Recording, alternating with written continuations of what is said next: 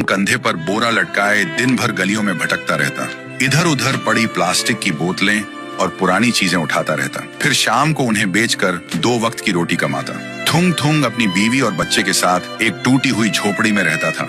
गरीबी इतनी थी कि कभी कभी नमक रोटी भी नसीब नहीं होती थी। भूख मिटाने के लिए पेड़ों के पत्तों का सहारा लेना पड़ता। फिर भी थुंग थुंग ने कभी चोरी का सहारा नहीं लिया। एक दिन थुंग थुंग थका हारा श्मशान के पास बैठा था। शाम ढल चुकी थी और हवा में जले हुए लकड़ों की बू थी।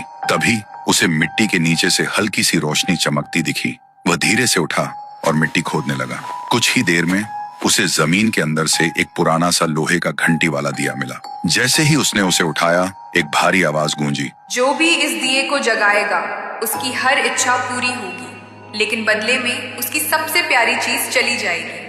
थुंग थुंग का दिल जोर जोर से धड़कने लगा। वह मन ही मन सोचने लगा, सबसे प्यारी चीज मतलब क्या? वह घर लौटा और बीवी को सब बताया।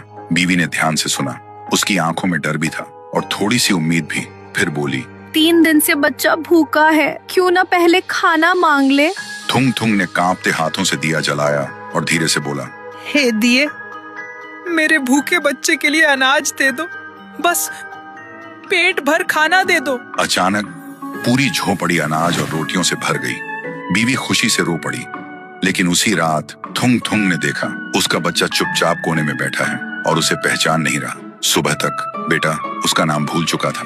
थुंग थुंग टूट गया, लेकिन घर में अनाज था और भूख खत्म हो चुकी थी। उसने खुद को समझाया, बाद में बच्चे का इलाज करवा लूंगा। फिर उसने सोचा, एक और बार इस्तेमाल कर लेता हूँ। इस बार उसने मांगा, हे दिए, पक्का मकान और दुकान दे दो। पलक झपकते ही टूटी झोपड़ी की जगह एक सुंदर पक्का घर बन गया और बगल में भरी हुई दुकान खड़ी थी। थुंग थुंग खुशी से बीवी के पास दौड़ा, लेकिन उसने देखा उसकी बीवी पत्थर की मूर्ति बन चुकी थी।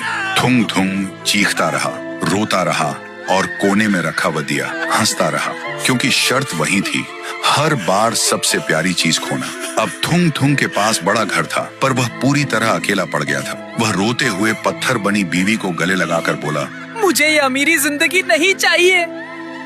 मेरी बीवी और बच्चे को पहले जैसा कर दे, भले ही हम भूखे रहे।